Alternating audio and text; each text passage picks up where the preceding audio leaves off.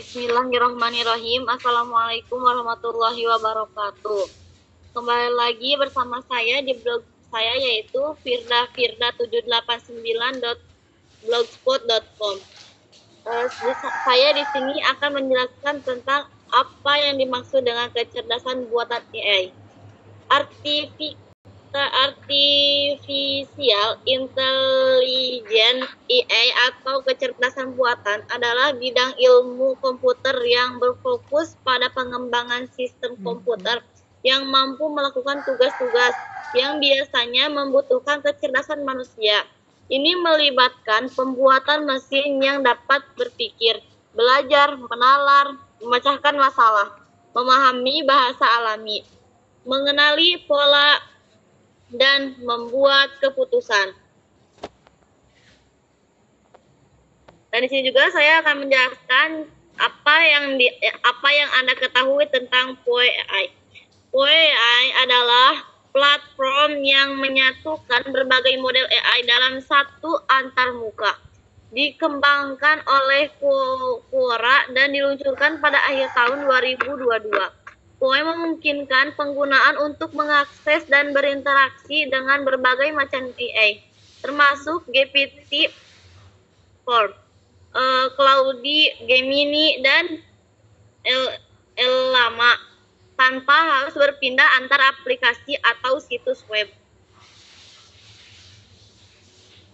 Dan saya juga di sini akan menjelaskan tentang bagaimana langkah-langkah menjalankan situs AI POE.com hingga memilih web skirt dan referensinya. Berikut adalah langkah-langkah untuk menggunakan situs web POE-AI, termasuk cara memilih pencarian web dan referensinya.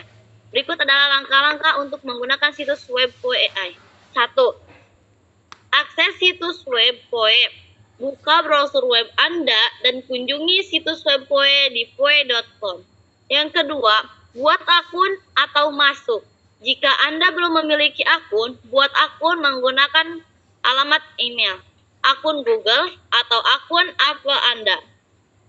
Jika Anda sudah memiliki akun, cukup masuk. Dan yang ketiga yaitu mulai menggunakan POE. Setelah masuk, Anda dapat memulai menggunakan POE untuk berinteraksi dengan berbagai bot AI. Anda dapat memilih bot AI yang ingin Anda gunakan dari daftar yang tersedia atau menggunakan bilah pencarian untuk menemukan bot tertentu. Di sini juga saya akan menjelaskan tentang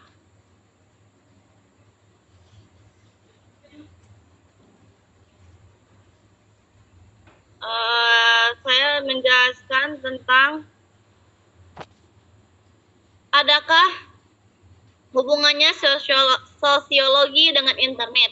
Jika ada, jelaskan dengan rinci dan detail. Ini adalah pertanyaan yang bagus. Berikut adalah query pencarian yang akan saya gunakan untuk menjawab pertanyaan Anda. Ya, ada hubungan yang sangat erat antara sosiologi dan internet. Internet yang telah menjadi bagian integral dari kehidupan sosial modern. Dan sosiologi berperan penting dalam memahami bagaimana internet mempengaruhi masyarakat, interaksi sosial, budaya, dan perilaku manusia. Berikut adalah penjelasan rinci tentang hubungan antara sosiologi dan internet. Yang pertama, sosiologi dan internet. Sosiologi digital.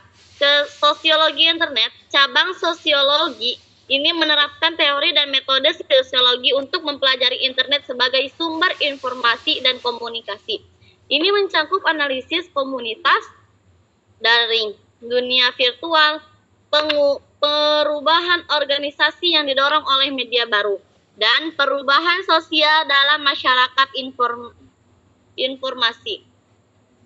Ya, dan selanjutnya, sosiologi digital. Lebih luas dari sosiologi internet, sosiologi digital berfokus pada pemahaman penggunaan media digital sebagai bagian dari kehidupan sehari-hari dan bagaimana teknologi ini berkontribusi pada pola perilaku manusia, hubungan sosial, dan konsep diri.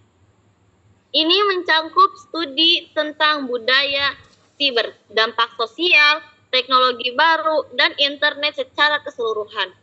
Dan yang kedua yaitu dampak internet pada interaksi sosial. Yang pertama itu memperluas jaringan sosial. Internet memungkinkan individu tanpa batasan geografis memperluas jaringan pertemanan dan membentuk komunitas baru. Yang kedua, transformasi komunikasi. Internet mengubah pola komunikasi tradisional. Dengan komunikasi tatap muka semakin digantikan oleh komunikasi virtual melalui aplikasi pesan instan, media sosial, dan platform video call. Yang ketiga yaitu pembentukan identitas digital. Internet memengaruhi cara individu membentuk dan mengelola identitas sosial mereka. Di dunia maya, identitas dibangun melalui aktivitas digital, interaksi, berbagai informasi, dan reputasi online. Dan yang keempat yaitu sosial di dunia maya. Proses sosialisasi juga berlangsung di dunia maya melalui platform seperti Facebook, Instagram, dan TikTok, di mana norma-norma sosial yang berlaku dapat berbeda dengan norma di dunia fisik. Oke, cukup bagus ya tadi yang dijelasin sama Firda ya. Oke, nah sekarang seperti biasa Om Bom ingin bertanya nih di poin yang pertama ya. Nah ini ya. Nah menurut Mbak Firda sebenarnya EA itu apa sih Mbak Firda? Apa sih kenapa sih harus mempelajari EA? Kira-kira ada alasan tertentunya nggak? Terus dalam kehidupan sehari-hari misalkan di Jabal, ada nggak manfaatnya EA gitu? Coba tolong Mbak Firda jelaskan. Ada Om. Ya. Manfaat EA, jadi kita tuh yang bisa mencari tahu yang apa yang